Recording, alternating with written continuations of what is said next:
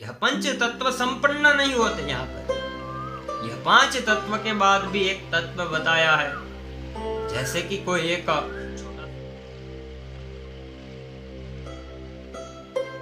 सर्वेभ्यः जय श्री कृष्ण। स्वागत है आप सभी का हमारे YouTube चैनल हर्षद महाराज पर। मित्रों, आज एक ऐसी चर्चा हो रही है, आध्यात्मिक दृष्टि से देखा जाए तो हम किसके संतान हैं। बेसिकली हम अपने माता पिता के संतान हैं, पर वो भी किसी न किसी के संतान हैं। तो इन सब के आध्यात्मिक दृष्टि से देखे जाने वाले प्रश्न के उत्तर बताए तो इन सब का मुख्य प्रदाता कौन, तो बताया कि भाई पंच तत्व में से शरीर की उत्पत्ति हुई। पृथ्वी, जल, तेज, आकाश, वायु, पंच तत्व में से यह अपना पूरा शरीर बना, जो मनुष्य का शरीर या फिर अन्य प्राणी, वह सब पंच तत्व में से यह पूरी पृथ्वी चलन करती है। यह पंच तत्व की बात आई तो सबसे पहला तत्व है पृथ्वी, उसके बाद आया जल। तो जल में से पृथ्वी की उत्पत्ति हुई है। आपने कई बार सुना होगा हेमाद्री, जो पूजा विधि में आती है, हेमाद्री नाम का प्रयोग, उसमें बताया है कि पृथ्वी सबसे पहले कहां पर थी, तो पृथ्वी केवल और केवल, तो पृथ्वी पूरी जलमग्न थी। जल के अंदर वह पूरी पृथ्वी समाई हुई थी। वराह भगवान ने पृथ्वी को ऊपर लाए, फिर वो कथा अलग है। पंच तत्व पृथ्वी, जल, तेज, वायु और आकाश। पृथ्वी के बाद आता है जल, जल के बाद तेज यानी कि अग्नि, उसके बाद आता है वायु, वायु के बाद आता है आकाश, जो कि समग्र हम सब जिसे देख सकते हैं वह ऊपर की ओर, वह सब आकाश तत्व।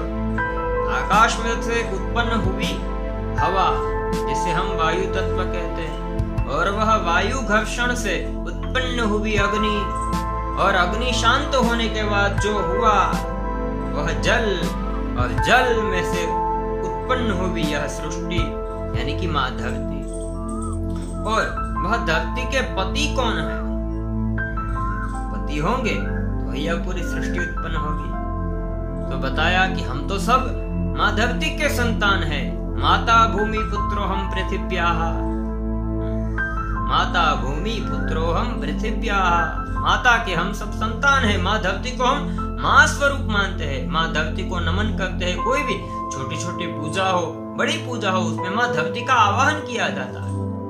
तो ऐसी माँ धरती, उनके पति स्वरूप कौन है? तो बताया कि प्रभु नारायण, नारायण की पत्नी है माँ धरणी।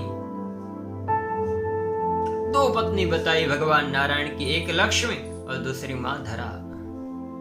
ऐसे प्रभु नारायण जो कि अनंत स्वरूप है, एक स्वरूप को एक स्वरूप कहा जाता है, हजारों स्वरूप को सहस्र स्वरूप कहा जाता है, पर जिनके अनंत स्वरूप है, अनगिनत स्वरूप है, ऐसे प्रभु श्री नारायण। नमो श्वनंताय सहस्रमूर्तये सहस्रपादाक्ष शिरौरुबाहवे सहस्र नामने पुरुषाय शाश्वते सहस्र कोटि युगदारिणे नमः। ऐसे प्रभु नारायण, इनका केवल और केवल स्मरण मात्र से मन के अंदर आनंद की उत्पत्ति होती है। ऐसे प्रभु श्री नारायण। और पंच तत्व की बात बताई मैंने आपको। पहला है पृथ्वी, फिर जल, फिर तेज, फिर वायु, फिर आकाश तत्व। यह पंच तत्व संपन्न नहीं होते। यहाँ पर यह पांच तत्व के बाद भी एक तत्व बताया है, जैसे कि कोई एक छोटा सा फूल रहता है, वो सबसे पहले प्रारंभ होता है, फिर बाद में वह युवा यानी कि वह खिलता है, फिर बाद में वह हिरास होता है यानी गिर जाता है। तो उसमें उसका क्या अंत निश्चित है? उतने में ही प्रारंभ, युवान, फिर बाद में हिराश और बाद में उसका अंत होता है। और अंत से भी एक परे तत्व है जिसको कहते हैं अनंत। अनंत यानी क्या? एक गुरुदेव ने अपने शिष्य से पूछा कि बेटा यह दिए में जो ज्योत है वह कहां से आई है? तो शिष्य भी वह अच्छा था, हंस रहा था। उन्होंने वह गुरु जी के सामने वह जो ज्योत थी उसे बुझा दिया। तो गुरु जी को पूछा कि गुरुदेव यह ज्योत कहां गई? गुरुदेव ने बताया यह ज्योत है वह अनंत में गई है। अनंत से आई थी और अनंत में ही गई है। तो ऐसे अनंत में जो अनंत स्वरूप है, हम सब प्रभु के पास से होकर यहाँ पर आए हैं और प्रभु के पास जाना है, यह बात सुनिश्चित है। तो अंत स्वरूप जिसका अंत नहीं है, ऐसे भगवान नारायण, नर से नारायण तक की जो हमारी यात्रा है वह बताई है मनुष्य की। और मुख्यतः मन के विकारों को दूर करना वही मनुष्य की बात है। तो यह आज के पंच तत्व की बात बताई, पृथ्वी, जल, तेज, वायु और आकाश।